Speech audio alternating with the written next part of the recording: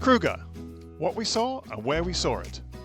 Hi, we're Chrissy and Gary, and this is episode 2 of our November 2022 trip to Kruger, where we spent 12 days travelling from the south of the park to the north and back again. In this episode, we're going to concentrate on the centre. That's the area and the roads around the Satara rest camp, from the south of the Oliphants River and to the north of Chokwani picnic site. So let's get started.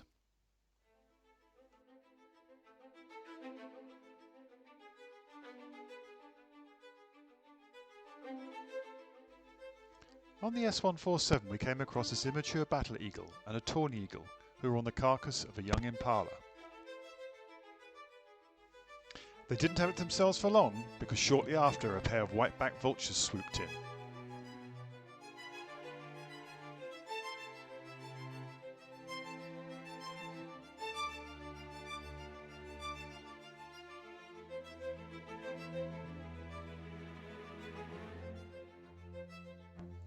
If the white-backed vultures thought they were going to have it their own way, they were very much mistaken, because next to arrive were a pair of lappet-faced vultures, and they were huge. They completely took over the carcass.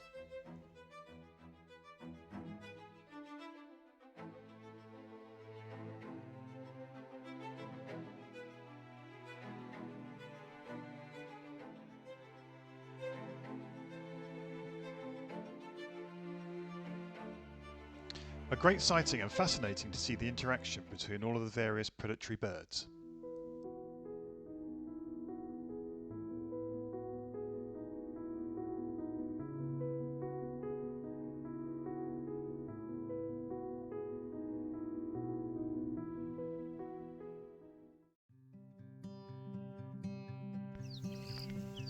Hyenas. We love hyenas, especially when Mum comes to pick up the kids and take them to the waterhole.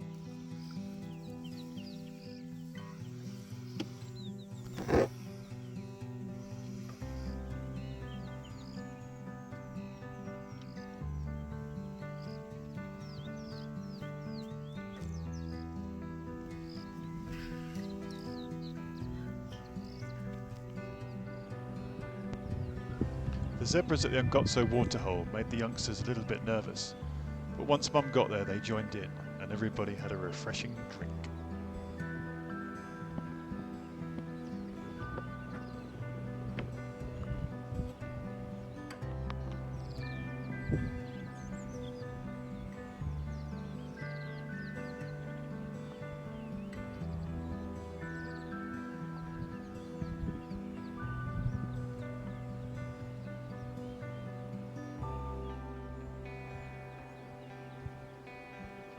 It was a great way to start that morning, watching the relaxed hyena family and Mum dunking her face in the water. One of those sightings that makes Kruger so special.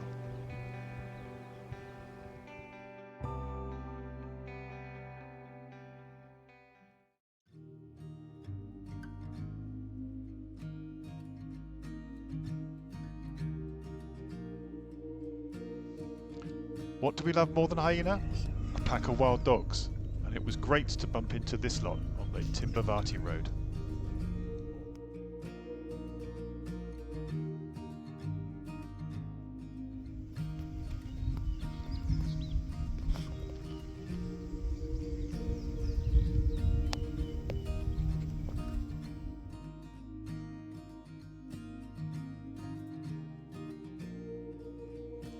What do we love about them?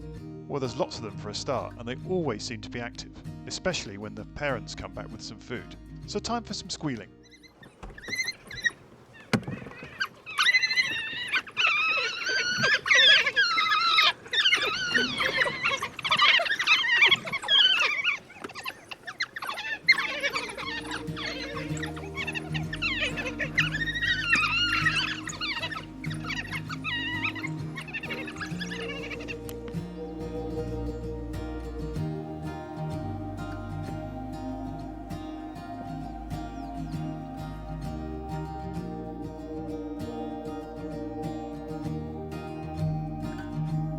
It's always hard to drag yourself away from wild dogs, but we had to continue down the S39 and meet the Clipspringers.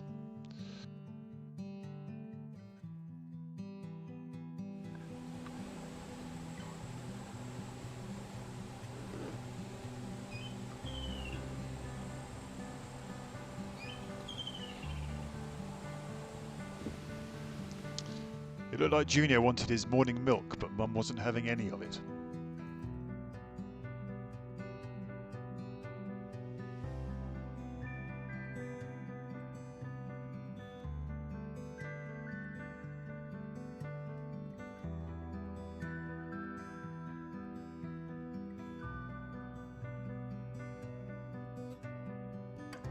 There's always a chance of coming across lions in the Satara area.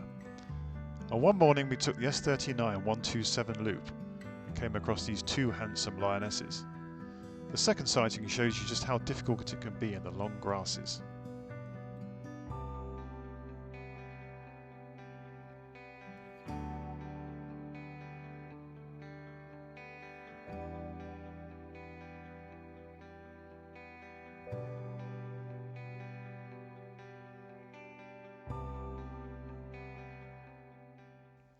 Submerged hippos can be a bit dull, but at the Ensamani Dam we found this large group out of the water. And the big bull was bossing everybody around. Look at me! Look at me!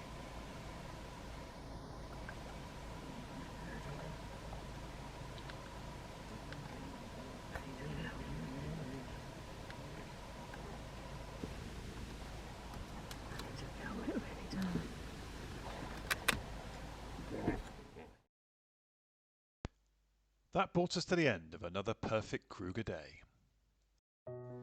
The Satara Sightings Board said there was cheetah on the 8-7, and at the fourth attempt we finally came across this beauty.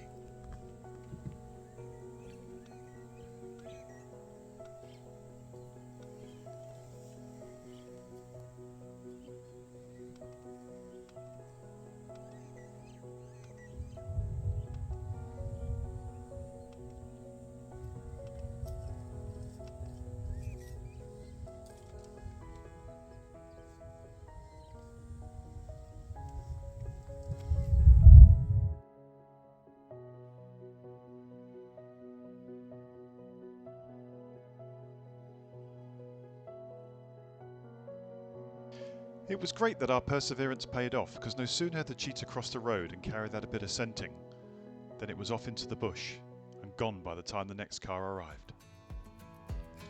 But it's not all cats and dogs in the Kruger. We enjoy the small things, like this ground hornbill eating a frog.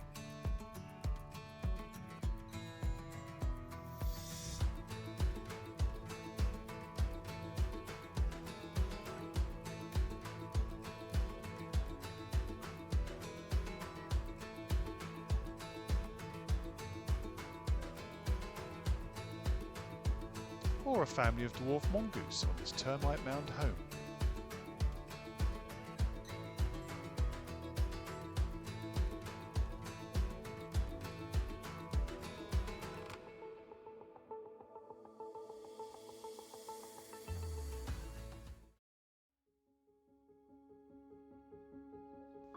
Our one cat jam in this area came on the 8-6, and we were tipped off about a pride of lions who were resting up close to the road.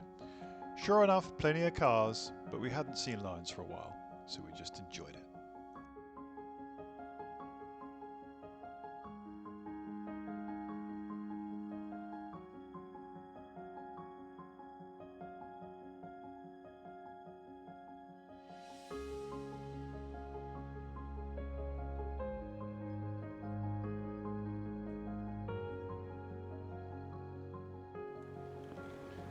And who doesn't love watching a young elephant getting fed?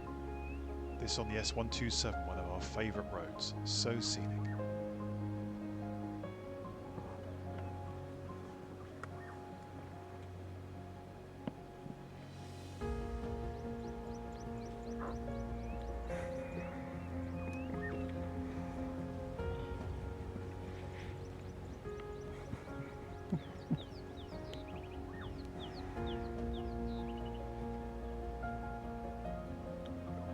I think it's time to see some more birds.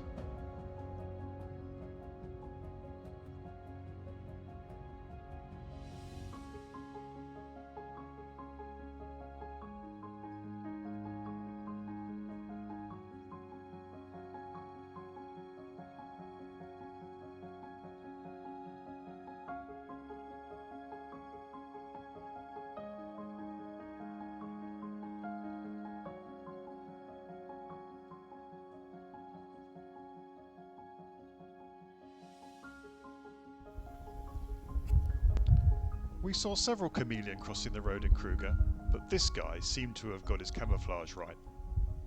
That wasn't necessarily going to end well. Maybe you should take some lessons from this guy. And so, with a wave goodbye to the epilated fruit bats in the camp, it's time to say goodbye to the Satara area. Next time we head up north and take the roads from Letaba through Shingwedzi and all the way up to Sereni Bush Camp. And it's all about the elephants.